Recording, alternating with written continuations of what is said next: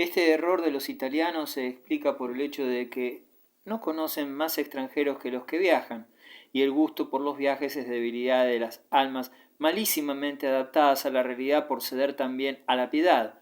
Sin embargo, Sir Craven cumplía su misión rindiendo cuentas minuciosamente, entregando o exigiendo recibo por cualquier movimiento de fondos, observando la alianza tácita por armada que había pactado con la marquesa y su caballero. Llegaré hasta la extorsión, solía decirme, hosco el semblante, con tal de conseguir de que lo dejen a usted en paz. Yo no pedía tanto. El examen que se acercaba había dejado de meterme miedo en el instante mismo en que aprecié la imposibilidad de prepararme en forma que no fuera práctica. La teoría era, por cierto, demasiado extensa. Me confiaba a mi buena estrella. Por suerte no me faltaba práctica en el oficio de Cicerone, aunque en ese momento, en vísperas de la apertura del Año Santo, el movimiento turístico fuera de lo más calmo. El ómnibus escarlata, orgullo de la agencia Flaminia, permanecía a menudo guardado en el garage. No había necesidad de mis servicios y el hosco semblante del patrón me lo recordaba a cada hora.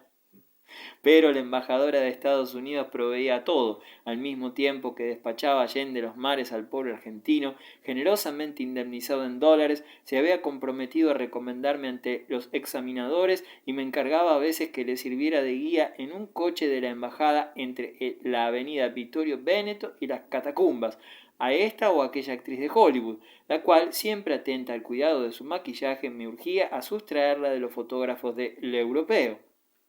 No me faltaba solaz. En vez de dedicarme a los libros, salía a menudo con Jerónima, que se transformaba poco a poco en niña mimada de la buena sociedad, se aclimataba sin sombra de esfuerzo ni afectación y se refinaba con gracia que no impedía lamentar, ni tampoco, en caso necesario, reanimar en ella, con poco trabajo, las gracias más toscas y más raras de la pequeña plebeya de piernas desnudas y morenas, ahora rigurosamente cubiertas con medias de nylon. Pía nos dejaba algo más tranquilos, ocupada en discutir con Paulino los detalles de su próxima boda. Por una de esas coincidencias que han menudeado en mi vida, no bien se hubo fijado fecha para esas nupcias melancólicas, la mesa examinadora citó a los aspirantes para el mismo día de enero, y precisamente ese día debía también realizarse, por decisión de Orfeo, la fiesta que se hallaba organizando para contestar al reto del americano. Había de ser una jornada agobiante y además favorecida por la suerte, según lo que anunciaron un astrólogo y una cartomántica.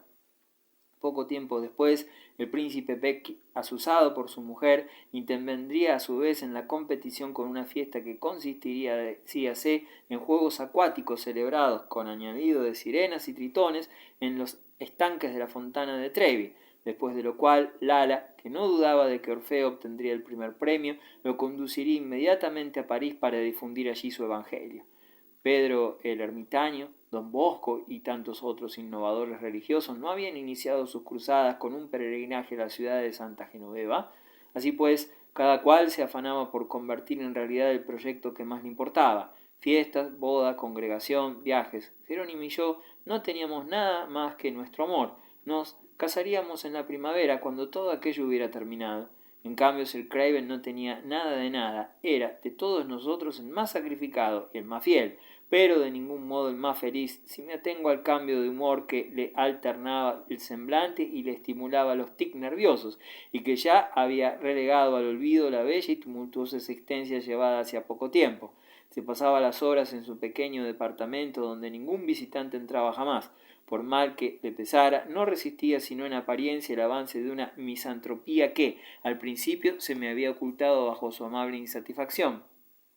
A cada momento hacía un ademán evasivo y débil, como para disipar recuerdos ingratos. Él, tan conversador y tan elocuente, guardaba silencio aun cuando estábamos solos, y posaba en mí miradas ansiosas, pero frías, que me aconsejaba que las evitara, y las evitaba por prudencia antes que por discreción, disimulando mis propias y vagas aprensiones con una cordialidad que no comprometía nada. Cosa curiosa, la estación de las fiestas no era la de la alegría. No encontraba alrededor de mí sino rostros tensos y atormentados. Pía sollozaba todas las noches frente al retrato de su primer marido, y a cada momento lo volvía hacia la pared, como si temiera a la vez excluirlo y tomarlo por testigo. Mujer de buenas manos, rompió una tras otra muchas piezas de vajilla, tanto de las de su casa como las del restaurante de Chino. La marquesa dejaba por momentos de remover tierra y cielo y dirigía entonces hacia todas partes una mirada de extravío. Paulino, Jerónimo, la condesa Nerelli mantenían más o menos la serenidad, pero era una serenidad amurallada y sin ilusiones. Cuanto más corría, parloteaba, se agitaba y reía la gente, mayor era mi impresión de estar rodeado por un cerco de esas estatuas barrocas, cuyas actitudes proclaman la más exuberante felicidad y que respiran, sin embargo, angustia inexplicable. En el brillante inicio de su empresa, Lala se preocupaba sobre todo por hallar la forma de colarse en el Vaticano. La audiencia que había solicitado por intermedio de diplomáticos y de prelados de gran influencia era, le decían, muy difícil de obtener en esas vísperas del Año Santo, en las que el sumo pontífice tendría sin duda, y valga la expresión, otras moscas que espantar. Lara no insistía por temor de estropear su prestigio de prima del Papa. Los intermediarios tampoco insistían. Todas estas tentativas fracasaron una tras otra. Monseñor Guadalcante, para no seguir comprometido, se atrincheró tras los deberes, por otra parte mal definidos, de su cargo. «Rezad mucho», era todo lo que decía. «Ese es el mejor de los consejos», sentenciaba el joven diplomático indio que habíamos conocido lo mismo que a su bonita mujer en la fiesta de Via Appia. Este discípulo de Gandhi, ocupado especialmente de las relaciones que su país mantenía con la Santa Sede, frecuentaba la casa de la condesa Nerelli y había trabado amistad con nuestro grupo. Aprobaba cálidamente el propósito de la marquesa y la apoyaba en la tesis de que la cristiandad no se salvaría si no profesaba, según el ejemplo de la India, una moral fundada en el sagrado respeto de todas las formas de la vida, tanto animal como humana. Él mismo era vegetariano. Lala, en cambio, sucumbía ante unas lonjas de ternera a la milanesa. Los balidos de los animales que vosotros asesináis, nos decía el diplomático, el grito de sus entrañas, el aterrorizado, resignado estupor que leéis en sus ojos, el espantoso olor de la sangre derramada, tienden sobre el mundo un velo de horror que os ciega y ahoga. Es inevitable que los hombres, a tientas en esta niebla irrespirable, se atropellen hasta el extremo de tomar las armas para masacrarse entre ellos. De la India, a modo de contraste, nos brindaba una imagen completamente falsa, pero tan edénica, tan beatífica, que ninguno de nosotros se atrevía a menoscabar su pureza con una objeción sensata. La condesa echaba sobre el corro la bendición de su bella sonrisa, un poco dolorosa, y luego, en paz el alma, nos ofrecía emparedados de jamón, de anchoas y de fegatini, que el matrimonio indio, no sin exceso de educación, era el único en rechazar. Ese gentleman tiene razón, decía Sir Craven, si no en los detalles, por lo menos en principio. Su explicación bien vale otra, suponiendo que haya cierta lógica en la incomprensible furia que desgarra al mundo. Tales planteos me desconcertaban. Sir Craven no tenía por costumbre abordar con tanta seriedad esas amplias cuestiones ante las cuales su posición se había resumido hasta entonces en pocas palabras. Los acontecimientos que no sean individuales carecen de importancia. Lo que cuenta es saber esquivarlos. Pero Sir Craven no tenía ya la fuerza ni la agilidad necesarias para esquivar los problemas insolubles, aunque siempre había tenido por norma ignorar la actualidad política y lo que a ella atañe, desde hace algún tiempo demostraba un interés malsano por las catástrofes de las que están plagadas los diarios, como esos aldeanos que, muy prudentemente acaso, atribuyen a los aviones y a las ondas radiotelefónicas nefasta influencia sobre la temperatura y sobre sus neuralgias. Mi amigo se empecinaba en descubrir en el desorden universal el origen de la depresión que padecía. O tal vez, lisa y llanamente, Sir Craven se equivocaba acerca de la naturaleza, del íntimo sufrimiento que lo aquejaba. ¿Encontraría acaso un reconfortante y quimérico alivio en la lectura de los diarios y en la conversación de nuestro amigo indio? Este, sin embargo, no nos incitaba a la acción, se desinteresaba por las contingencias. De acuerdo aquí con el obispo de Ompalópolis, había deseado que la marquesa viviera 10 años en el ascetismo y en la meditación antes de emprender nada. Entonces, respondía Lala, no se emprendería nunca nada. Cuanto más se medita, más se persuade uno de que todo es inútil. Idea totalmente occidental por donde la miren, observaba dulcemente la joven mujer india. Por el contrario, en Oriente sabemos que entre todas las acciones la meditación es la única eficaz. Dejemos eso, decía su marido. Hay un camino para Oriente y otro para Occidente. Los dos caminos se unirán con tal de que cada cual se esfuerce por avanzar por el que le han trazado los dioses. que les ha trazado Dios, corregía monseñor Guadalcante. A la postre es lo mismo, monseñor. ¿O no, señor agregado? Es muy distinto. El joven diplomático asentía con sencilla y noble actitud. Sus intenciones de contrariar al obispo eran tan pocas como las de distraer a la marquesa de un objetivo que él juzgaba loable, aunque ella procurara alcanzarlo con rodeos pueriles o impuros de los que se hubieran sonreído con piedad los sabios de las riberas del Ganges. De todos nosotros, que nos burlábamos más o menos de ella, secundándola gentilmente, él era el único que servía sus planes con respeto, sin reservas, pues sentía bajo las torpezas y las ridiculeces de la realización el trémulo impulso de algún pensamiento divino, precioso como la flor de loto nacida entre las fealdades de una civilización materialista que despreciaba la vida, negaba el alma a los animales y, en resumidas cuentas, a los hombres, y masacraba a unos y a otros en serie, con maquinarias. Orfeo se ausentaba deliberadamente de tales debates, sin consecuencias, pues no le bastaba todo su tiempo y toda su sutileza para ordenar los enormes detalles de la fiesta de enero.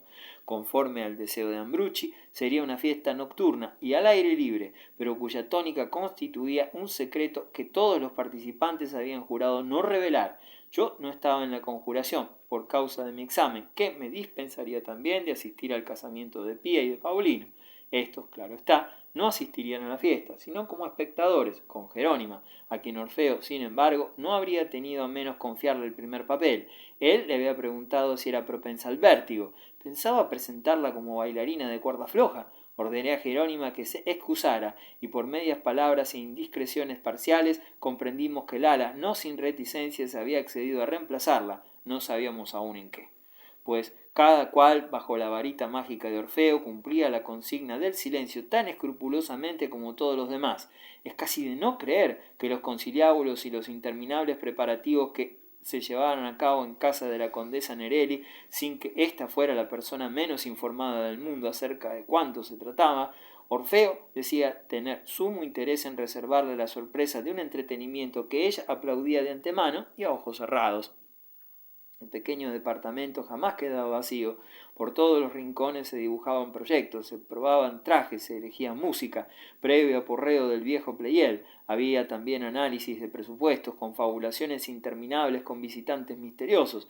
Insensible a la varaunda, la condesa se replegaba al rincón más reducido del más retirado de sus salones y jugaba tablas reales con monseñor Guadalcante, detrás de un biombo que servía para mantener alrededor de ellos el débil calor de un brasero de cobre.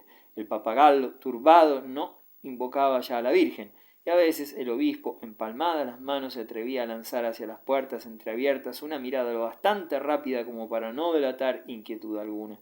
Todo cedía a la tenacidad de Orfeo, hasta logró enrolar en su compañía a Sir Craven, que maldijo, obedeció y se cosió la boca. De la misión que le fue confiada nada trascendió. Sin duda era importante y tenía carácter acrobático, pues a partir de entonces el Craven comenzó a adiestrarse en ejercicios gimnásticos que lo absorbieron, espaciaron nuestros encuentros y le devolvieron en pocos días su vivaz y deportivo aspecto. En ese juego que le desagradaba procuró destacarse aún más de lo que se esperaba de él. Ambrucci y Enrico, reconciliados en mérito de las circunstancias, se contaron entre los más diligentes reclutas. Una leve frialdad continuaba distanciándolos, pues Enrico se había negado a devolver la librea depositada en mi casa. Como el ropero amenazaba apelar a la policía, el asunto se resolvió estipulándose una gratificación para Enrico, gratificación que Ambrucci, dicho sea de paso, jamás llegó a pagar, pero cuya promesa fue aceptada por el beneficiario como reparación suficiente. No obstante renegar el uno del otro con cualquier pretexto, pronto acabaron siendo inseparables, al punto de trabajar en combinación no solo al servicio de Orfeo, sino también del príncipe Becchi. Como Orfeo se mostraba más espléndido, los planes de la fiesta náutica no fueron tan prontamente realizados en Vía Giulia como difundidos en Piazza San Ignacio por los dos mensajeros, y se rió a rabiar del despropósito que significaba zambullir a la gente en pleno invierno en la fontana de Trevi. ¿Los Becchi pensaban acaso invitar a esquimales?